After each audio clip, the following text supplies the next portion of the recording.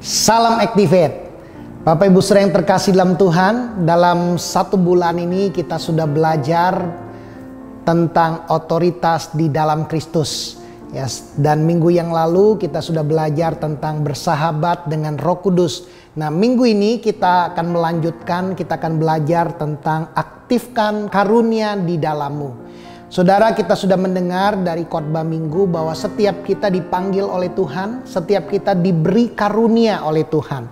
Nah, mengapa kita harus mengaktifkan karunia yang ada di dalam diri kita? Yang pertama, saudara, karunia yang ada di dalam diri kita bukan milik kita, tetapi milik Tuhan untuk kita melayani orang lain.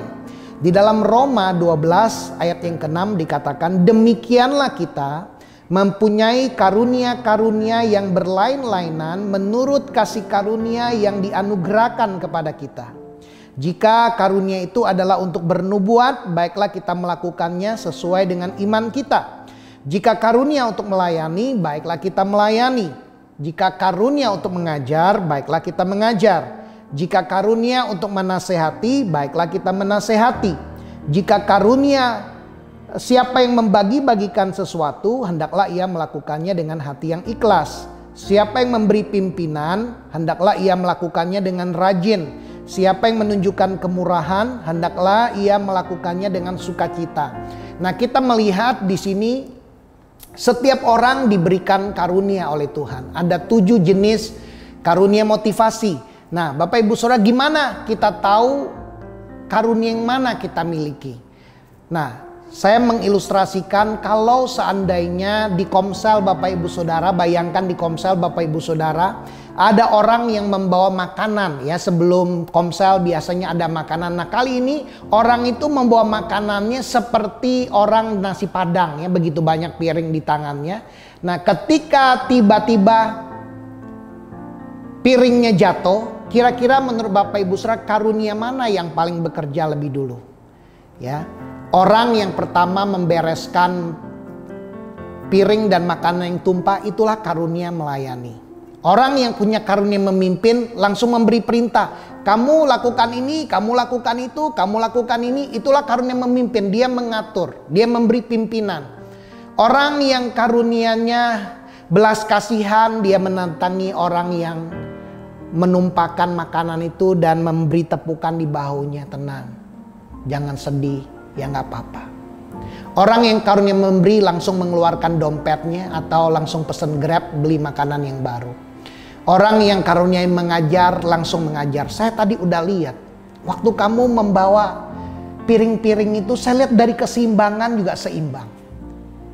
Nah, itulah orang yang karunia mengajar. Orang yang karunia bernubuat mengaitkan segala sesuatu dengan Tuhan. Mungkin dia akan berkata, kamu tadi pagi udah saat teduh belum?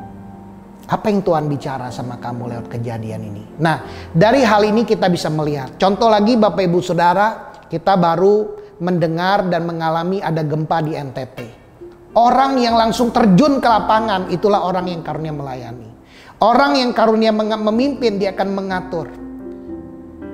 Mengutus orang, apa yang harus dilakukan, berkoordinasi. Nah, orang yang karunia memberi ketika dapat broadcast tentang siapa yang mau membantu, langsung transfer Bapak Ibu Saudara, memberikan bantuan. Nah, jadi kita bisa melihat minimal dalam kejadian gempa aja ada 3 karunia yang berfungsi. Nah, ini Bapak Ibu Saudara nanti bisa coba diskusikan ya, saya ini karunianya apa? Nah, kita melihat di dalam Roma 12 ayat 11, janganlah hendaknya kerajinanmu kendor. Biarlah rohmu menyala-nyala dan layanilah Tuhan. Ingat, karunia yang diberikan kepada kita itu bukan milik kita, itu milik Tuhan untuk melayani orang lain. Makanya Tuhan berkata, janganlah hendaknya kerajinanmu kendor. Di dalam The Passion dikatakan seperti ini, be enthusiastic to serve the Lord, keeping your passion toward Him boiling hot. Wow. Biarlah itu seperti roh Bapak Ibu Saudara itu seperti air mendidih dan radiate with the glow of the Holy Spirit, and let Him fill you with excitement as you serve Him. Biarlah sinar terang Tuhan itu, kuasa Roh Kudus itu terpancar lewat kehidupan Bapak Ibu Saudara. Dan biarlah Roh Kudus memberikan Bapak Ibu Saudara excitement. Nah, ini tandanya Bapak Ibu Saudara. Orang yang melakukan karunia-Nya, mengerjakan karunia-Nya untuk melayani orang lain, dia ada excitement, dia berapi-api. Beberapa hari yang lalu saya kesempatan melayani ada seorang yang membutuhkan, ya. Dan orang ini cerita, kami dengarkan sampai sekitar jam 3. Ya, waktu itu saya belum makan siang, tapi salah satu karunia motivasinya adalah menasehati dan mengajar. Jadi saya tetap bersemangat, bahkan saya begitu excited Bapak Ibu, ada semangat di dalam diri saya. Sekalipun sudah telat 3 jam makan siang, saya tetap bersemangat. Ya, sama seperti Yesus berkata, makananku adalah melakukan pekerjaan yang diutus oleh Bapa. Nah, kita melihat juga di dalam 1 Korintus 12 ayat yang keempat, ada rupa-rupa karunia tetapi satu roh. Ya, nanti kita akan bahas 9 karunia manifestasi Roh Kudus. Ada rupa-rupa pelayanan tetapi satu Tuhan. Ini adalah pelayanan yang Yesus lakukan. Dikatakan di dalam Efesus 4 ayat 11-12, Ialah yang memberikan baik rasul-rasul maupun nabi-nabi, baik pemberita-pemberita Injil maupun gembala-gembala dan pengajar-pengajar untuk memperlengkapi orang kudus bagi pekerjaan pelayanan dan bagi pembangunan tubuh Kristus. Jadi ingat, Yesus memberikan 5 pekerjaan kerasulan, kenabian, penginjilan, penggembalaan dan pengajaran, dan semua itu untuk membangun orang lain. Nah, juga dikatakan ayat yang ke-6, dan ada berbagai-bagai perbuatan ajaib. Tadi kita sudah lihat ada 7 perbuatan ajaib, 7 karunia motivasi. Ini adalah pemberian dari Bapa, tetapi Allah yang satu yang mengerjakan semuanya di dalam semua orang. Ayat yang ke-7, tetapi kepada tiap-tiap orang dikaruniakan pernyataan roh untuk kepentingan bersama. Ini adalah karunia manifestasi Roh Kudus. Dikatakan kepada tiap-tiap orang dikaruniakan. Jadi tidak ada seorang pun di dalam Komsel yang tidak menerima karunia ini. Hanya orang yang bukan orang. Apakah ada yang bukan orang di dalam Komsel? Kalau kita adalah orang, kepada tiap-tiap orang dikaruniakan pernyataan roh untuk kepentingan bersama. Ingat, karunia bukan milik kita, milik Tuhan, diberikan untuk melayani orang lain. Nah, kita melihat ayat yang ke-8, sebab kepada yang seorang roh memberikan karunia untuk berkata-kata hikmat. Kita melihat ini di dalam Yohanes 8, bagaimana Yesus diberikan karunia hikmat ketika seorang wanita dituduh dan mau dilempar dengan batu. Yesus berkata di Yohanes 8 ayat yang ke-7, barang siapa di antara kamu yang tidak berdosa, hendaklah ia yang pertama melemparkan batu kepada perempuan itu. Inilah karunia hikmat. Tuhan memberikan hikmat kepada situasi yang khusus kepada kita. Ayat yang ke-11 dikatakan, Yohanes 8, Tuhan berkata kepada perempuan itu, aku pun tidak menghukum engkau, pergilah dan jangan berbuat dosa lagi mulai dari sekarang. Kita melihat di sini ada karunia belas kasihan yang ditunjukkan oleh Yesus, dan karunia memimpin. Yesus memimpin wanita itu jangan berbuat dosa lagi. Ada pengajaran juga di situ. Nah, dan juga kita lanjut lagi, kepada yang seorang, kepada yang lain roh yang sama memberikan karunia berkata-kata dengan pengetahuan.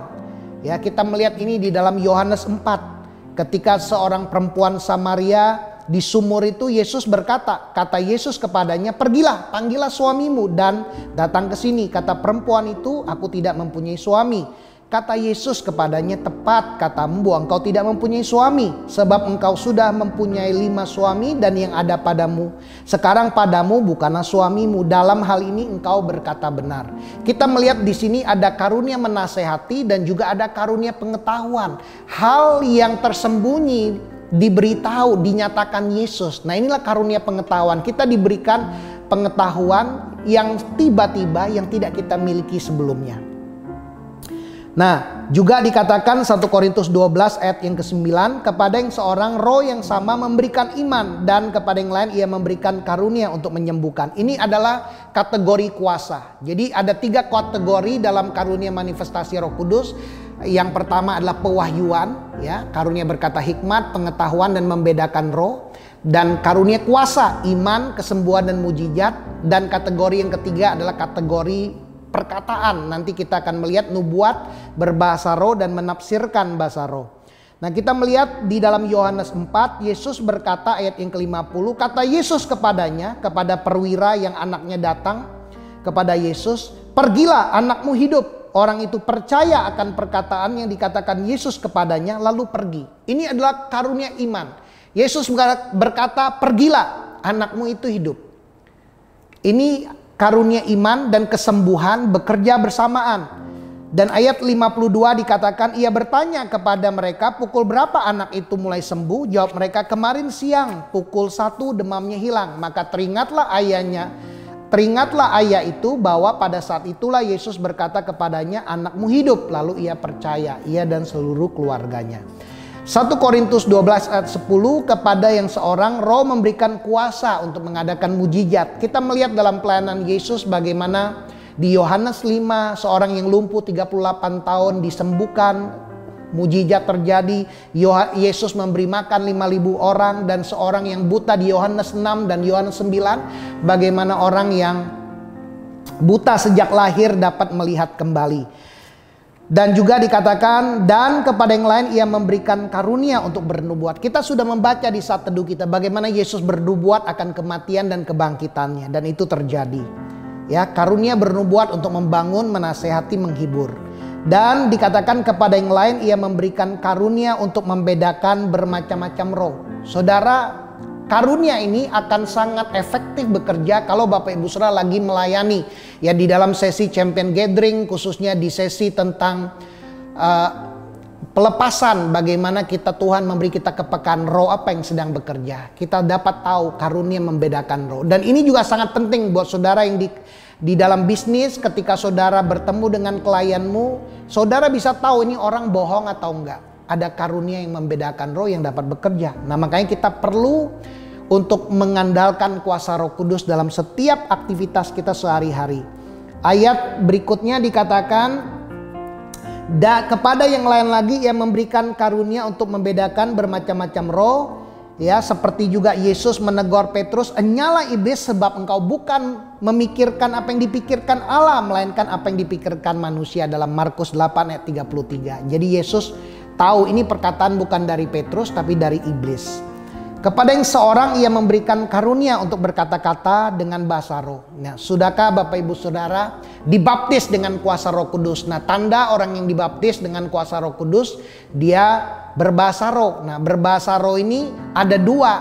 Ya, bahasa roh yang hanya untuk bahasa doa pribadi kepada Tuhan, ada bahasa roh juga yang pernyataan roh buat jemaat, biasanya disertai dengan karunia untuk menafsirkan bahasa roh itu. Saya punya teman bagaimana dia punya karunia bahasa roh, dan juga satu orang lagi memang punya karunia menafsirkan bahasa roh. Jadi mereka selalu pelayanannya bersama-sama. Nah, inilah Bapak Ibu Saudara, 9 karunia ini diberikan untuk memperlengkapi tubuh Kristus untuk kita melayani jiwa-jiwa. Ayat yang ke-11 1 Korintus 12 dikatakan, "Tetapi semuanya ini dikerjakan oleh Roh yang satu dan yang sama, yang memberikan karunia kepada tiap-tiap orang secara khusus seperti yang dikehendakinya." Jadi ingat, kita sudah belajar ada 7 karunia motivasi, ada 5 pekerjaan yang Yesus lakukan yang diberikan kepada jemaat Tuhan, kepada setiap kita, dan ada 9 karunia manifestasi dari Roh Kudus. Nah, Bapak Ibu Saudara, kita dapat mendiskusikannya nanti di dalam komsel.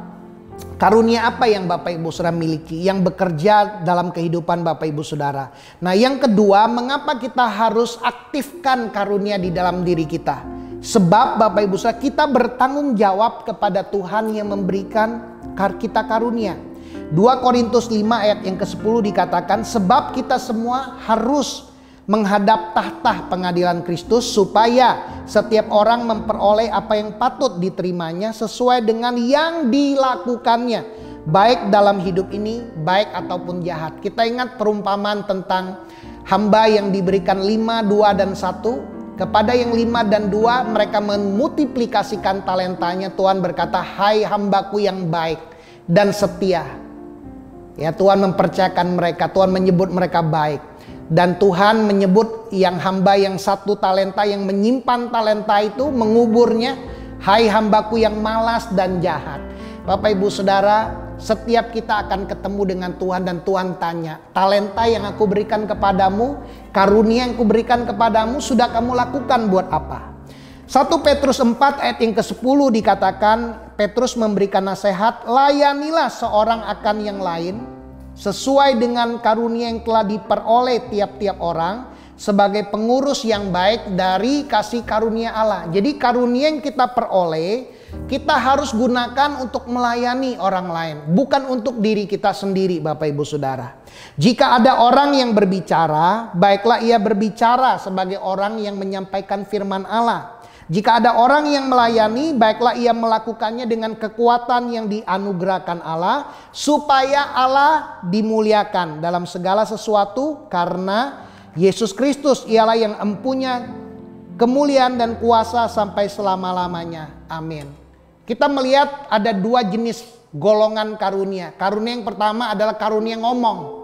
Ya, adakah di Komsel yang karunianya omongannya, atau karunianya yang satu lagi melayani pakai tangan, yang nggak banyak ngomong tapi melakukan pelayanan mungkin di belakang layar. Nah, inilah Tuhan mau setiap kita melayani. Yang berbicara, baiklah ia berbicara seperti orang yang menyampaikan firman Allah. Yang melayani, baiklah ia melayani sesuai dengan kekuatan yang dianugerahkan Tuhan.